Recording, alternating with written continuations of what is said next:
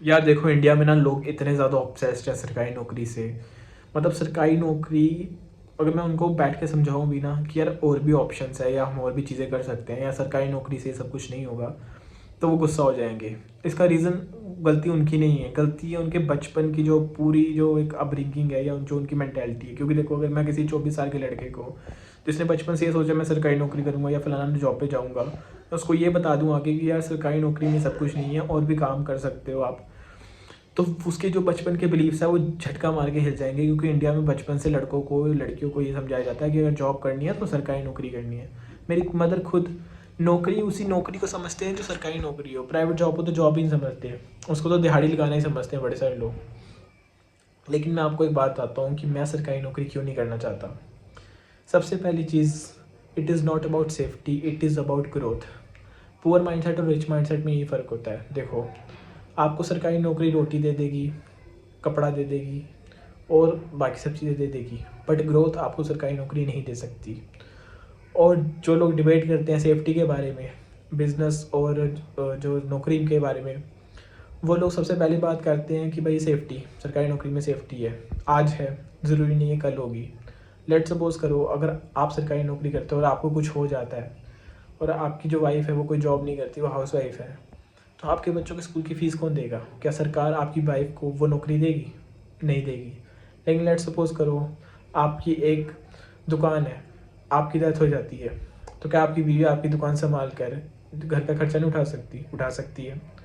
आप मुझे बताओ, जब आप रिटायर हो जाओगे, जब आप 60 के हो जाओगे और लेट सपोज आप रिटायर हो जाते हो सरकारी नौकरी, क्या आप पेंशन आएगी? लेकिन वो पेंशन आपकी कमाई का आधा हिस्सा होगी। अगर वहीं आप कोई बिज़नेस कर रहे थे, किसी दुकान पे आप काम कर रहे थे, और जब आप 60 के हो जाते हो तो उस दुकान में मज़े से आपने एक लड़का रखा होगा और आप बैठ के मज़े से सेठ की तरह वो काम संभाल रहे होंगे।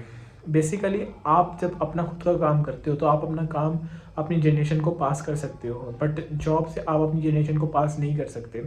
और specially a person like me who wants to grow, who wants luxury, who wants success in their life, सरकारी नौकरी का पल्ला हमें मतलब समझ ही नहीं आता। आप में से कितने लोग मेरी बात से एग्री करते हैं? क्योंकि जैसे हमारे ड्रीम्स है, जैसा हमें चाहिए, जैसा हमें लाइफस्टाइल चाहिए, जैसी चीज़ें हम अपने पेरेंट्स को देना चाहते हैं, जैसी चीज़ें हम अपने लिए इमेजिन करते हैं, सरकारी नौकरी में वो बिल्कुल फिट ही नहीं बैठती। मतलब सरकारी नौकरी वो इंसान तो कर ही नहीं सकता जो बड़े ड्रीम्स देखता है, या वो इंसान जो ज़िंदगी में बहुत सारी चीज़ें चाहता है, चाहे वो फ्रीडम हो, चाहे वो पैसा हो, चाहे वो बहुत सक्सेस हो, to fulfil their own materialistic dreams and their parents materialistic dreams. यही रीज़न है कि मैं नहीं सरकारी नौकरी करना चाहता।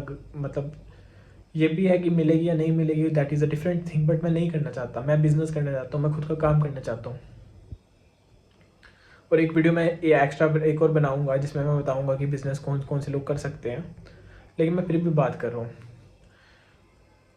सरकारी नौकरी जो करता है बंदा, जहाँ से वो छोड़ता है वहाँ से उसके बच्चे को नहीं कर सकता वो स्टार्ट। उसके बच्चे को ज़ीरो से वो सब कुछ दोबारा करना पड़ेगा। लेकिन जो बंदा बिजनेस करता है, जहाँ से वो छोड़ता है उसका बच्चा वहाँ से स्टार्ट करता है। मतलब एक ब्रांड वैल्यू क्रिएट होती है। लेट सपोज एक ज्वेलर की दुकान है, आज वो खोलता है, स्टार्टिंग में से बहुत स्ट्रगल होता है, 3-4 साल उसका स्ट्रगल चलता है।